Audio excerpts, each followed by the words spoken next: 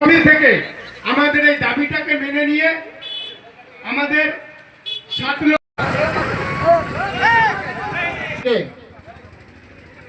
আমাদের পুলিশ প্রশাসনে বলবেন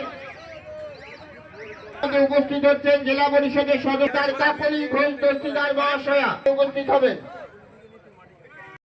স্ট্রিট রোড এবং স্ট্রিট লাইট মাননীয় সাংসদ যার কণ্ঠ আমাদের সংসদে গরিমা প্রকাশিত করে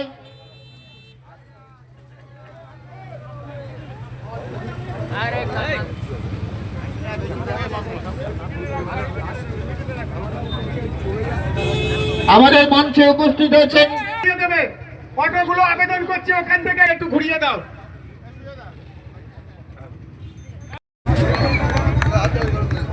পুষ্পস্তবক তুলে দেবেন আমাদের সমিতির সদস্য এবং স্মারক তুলে দেবেন আমাদের মাননীয় সাংসদ ডাক্তার কাকলি ঘোষ দস্তিদারকে বরণ করে নিলাম।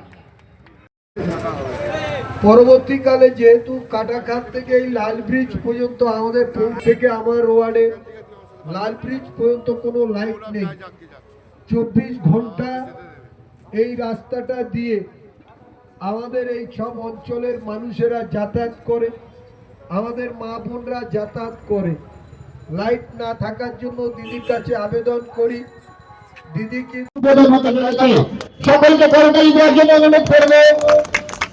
ডাক্তার কাকলি ঘোষ দস্তিদারকে আমরা ধন্যবাদ জানিয়ে মাননীয় মুখ্যমন্ত্রী একসাথে একই প্রেমে আমাদের স্বপ্ন দিদি তুমি এগিয়ে যাও, আমরা তোমার সাথে আছি। আমরা দলনেতা উত্তরীয় বন্ধনে পুষ্পের সুবাসে এবং স্মারকের স্মৃতি চাইবে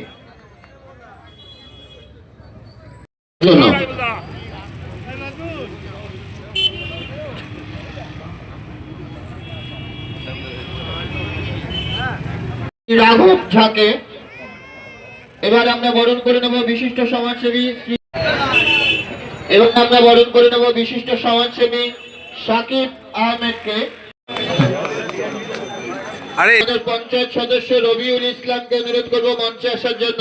মাধব দেবনাথকে অনুরোধ করবো পঞ্চায়েত সদস্য রবিউল ইসলামকে বরণ করে নেওয়ার জন্য অনুরোধ করবো।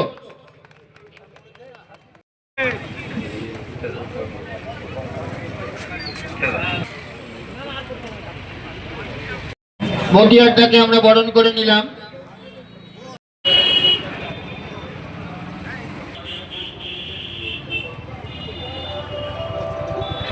রাখছেন আমাদের মাননীয় মন্ত্রী শ্রী রথীন ঘোষ মহাশয়।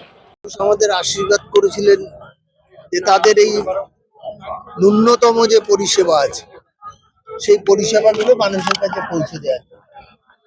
তাই আমরা কখনো সাংসদ তহবিল থেকে, কখনো বিধায়ক তহবিল থেকে, কখনো রাজ্য সরকারের সাহায্য নিয়ে মানুষের যে রাস্তাঘাটের উন্নয়ন, রাস্তায় আলোকসজ্জা এবং বিশেষ করে চণ্ডীগড় রোহন্ডা অঞ্চলে আপনারা দেখবেন কিছুদিনের মধ্যে বেশ যেসব রাস্তা একটুখানি খারাপ হয়ে গেছিল সব ঠিক হয়ে যাবে।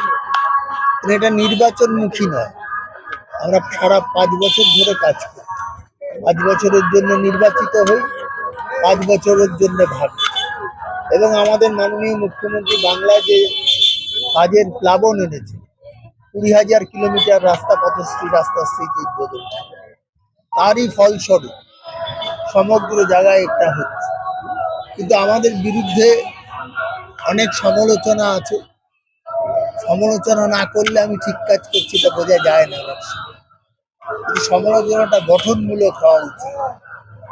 আমি 1000 দিচ্ছি, তুমি 3000 দেবে, এসব গল্প বলে সবাই তো মমতা ব্যানার্জির প্রকল্পগুলোকে অনুকরণ করে।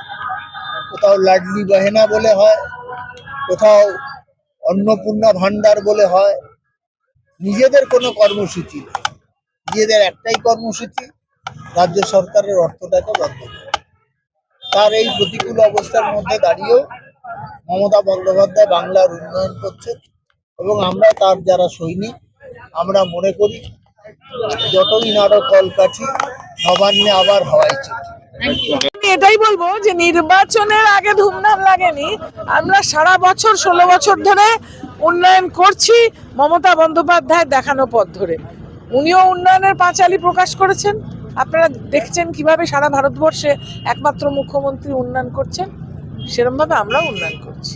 তবুও তো বিরোধীরা বলছে কোনো উন্নয়ন হয়নি, কি বলবো? বিরোধীদের চোখ দেখানো উচিত। আমরা হেলথ চেক আপ ক্যাম্পে চোখের ডাক্তার ডাকছি, ওনাদের পাঠিয়ে দেবেন।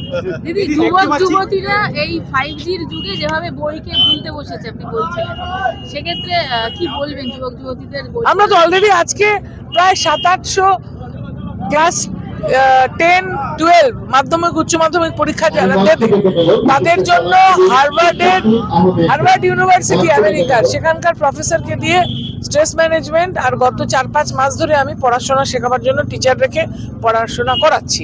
আমরা নিত্য তাদের বলছি যে এই ফেসবুক আর টুইটার না করে বই পড়ো, এবং কাউকে যদি কোনো উপহার দিতে হয়, বিয়েতে বলো, জন্মদিন বলো, বই উপহার দাও। বই না পড়লে জীবনে কেউ কিছু শিখতে পারে না। আগামী 19 তারিখে সাংসদ বাহিনী বিভিন্ন জায়গায় অস্ত্র তুলে দিচ্ছে, কিন্তু তৃণমূল কংগ্রেসকে দেখা যাচ্ছে বস্ত্র বা বিভিন্ন উন্নয়নে সামিল হচ্ছে, কি বলবেন? কেননা ওরা হচ্ছে ধ্বংসাত্মক। ওরা দেশটাকে হনুমানের লেজে আগুন লাগিয়ে যেরকম লঙ্কা পুড়েছিল, সেরকম ওরা দেশটাকে পুড়াবার জন্য বিভেদ সৃষ্টি করছে। আর আমরা চাই গড়তে, আমরা উন্নয়ন করতে চাই, বাচ্চারা যাতে মানুষ হয় তাই চাই। সেই জন্য লেখাপড়া, তারপরে এরকম ধরনের কর্মসূচি গ্রহণ করছি। 2019 সালে আমাদের 19 তারিখে আমাদের সাংসদ অভিষেক ব্যানার্জি আসছেন, দিক নির্দেশিকা দেবেন। এসআইয়ের নামে যে প্রহসন হচ্ছে, জীবন্ত মানুষকে মৃত ঘোষণা করছে, বা যে মানুষ দিব্যি ভোট দিচ্ছে তাকে বলছে ভোটের ভুল আছে, সেই এসআইআর স্যার পাল্টে হবে ম্যাডাম। 4 বারের জন্য ম্যাডাম আসবেন মুখ্যমন্ত্রী হয়ে। কেমন হবে কাচারি ময়দানে 19 জানুয়ারি? 2 লক্ষ লোক আসবে।